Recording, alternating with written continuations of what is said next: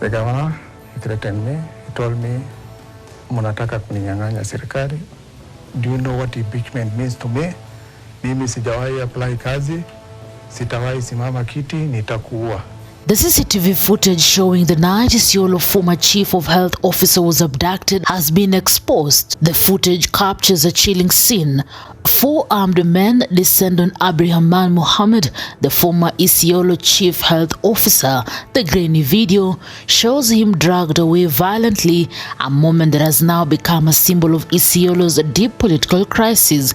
Mohamed, dismissed earlier this year, became central in the impeachment bid against Governor Abdi Ibrahim Guyo. The motion, supported by 15 of 18 assembly members, accused Guyo of abuse of office, ranging from questionable hiring of advisors to ignoring Auditor-General reports. County with 10 MCAs and 36 advisors and 31 chief officers. That is madness. You can't tell us that that is justified and that you're going to do it because your staff establishment says so. That is completely out of order, completely unacceptable, Governor. That night, the CCTV footage shows the men striking Mohamed unconscious with clubs. He was then driven over 200 kilometers to Ruai in Kiambu County and dumped in critical condition. Hours later, he was rescued and rushed to a Nairobi hospital with multiple fractures, deep wounds, and severe trauma. The attack came as Isiolo politics reached boiling point. Assembly members pushing for the governor's removal reported receiving threats after the abduction. 16 MCAs gathered at Mohamed's hospital bedside before many went into hiding, alleging armed groups were pursuing them. Babu tulimefuatwa muda kuanzia saa 5. Tumekimbishwa, tumeenda mpaka karibu Iteni, huko karibu nini Wazingishu. Hiyo barabara yote tumefuatwa, na Kuru tumefuatwa mpaka hapa. Ilipofika saa 9 usiku tulifika hapa, tujalala, tumechoka. Mwenzetu aliweza kuwa abducted na kupigwa vibaya. Kwa hivyo tunalaani hiyo kitu. To condemn in the strongest term possible the injurious goonism, intimidation, abduction. Hawa watu ambao walikuwa wanatufuata jana washukwe, tujue nia yao ilikuwa ni gani. Sisi tumeweza kurekodi statement, polisi walikuja hapa na tumeweza kurekodi statement. Vile jana tuliona ile occurrence yetu ilikuwa jana, sisi tumeweza kuandikisha. Na tumeambia Kenya kwamba, tumeambia watu Isiolo kwamba. Human rights advocate Hussein Khalid released the footage publicly on June 15th, calling it damning evidence of a targeted political crime. He condemned police silence and urged intervention by DCI and IPOA. Soon, national media houses broadcasted the footage, sparking outrage. Even Mandera Governor Mohamed Adan Khalif demanded urgent action. We highly and strongly condemn what has happened to Abdirahman Mohamed from Isiolo. And as has been said, he was picked from Manzoni in Machakos County in the middle of the night, almost towards dawn at 3 in the morning, tortured, battered, beaten, and actually bullied to the extent that we cannot be able to say how much injury is sustained, but definitely this kind of torture could equally be fatal.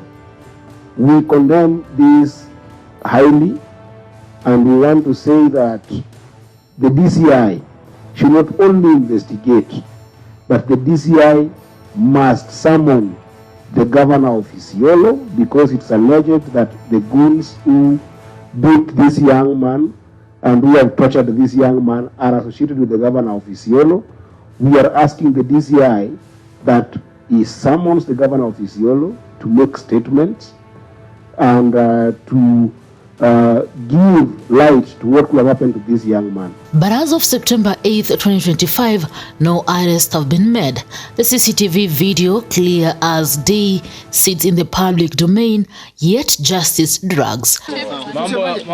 On his part, Isiolo Governor Abdi Guyo says that his political opponents are behind the recent directive by the Director of Public Prosecutions to have him arrested. According to Guyo, it is part of a wider ploy by by the opponents to remove him from the leadership of the county. Speaking on Sunday when he attended a fundraising drive at PCA Shalom Church in Kayole, Nairobi, Guyo said that while the charges are politically motivated, he remains ready to comply with the investigative authorities. He added that despite the DPP's directive, there is a conservatory order prohibiting his arrest until a petition he filed is heard and determined. Hiyo charges ni charges ya kisiasa.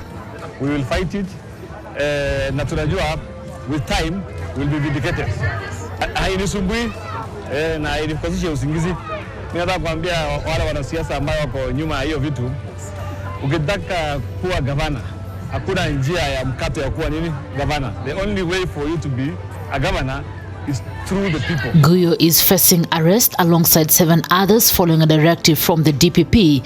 The ODPP said the decision followed an independent review of a file submitted by the Directorate of Criminal Investigations (DCI). In a statement dated September 5th, 2025, the ODPP announced that the governor and his co-suspects will be charged with kidnapping with intent of causing grievous harm and robbery with violence. The ODPP said the inquiry file had been forwarded to its Machakos office on June 19th, 2025 before being referred to the headquarters in Nairobi due to public interest. After review, the ODPP said the evidence placed the governor and 7 others at the center of the incident.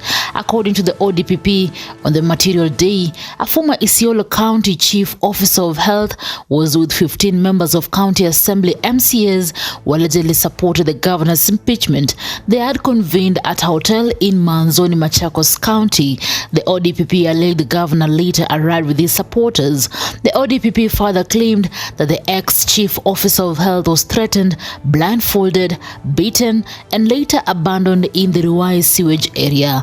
During the incident, the ODPP said he lost a licensed Glock pistol with 15 rounds, an iPhone 16, 70,000 shillings in cash, and other personal belongings. We have spoken on it from a perspective of being concerned that a young person has been picked from a hotel and a young person has been battered and beaten and has been seriously injured. And we saw the last time a young person was picked from their home and battered in a different situation and injured, it was fatal. And that's why the country is in chaos right now. I want to make it very clear that as senators, we're not speaking from this from a political perspective. We are speaking from it from a point of concern to the kind of targeting on young people that we are seeing.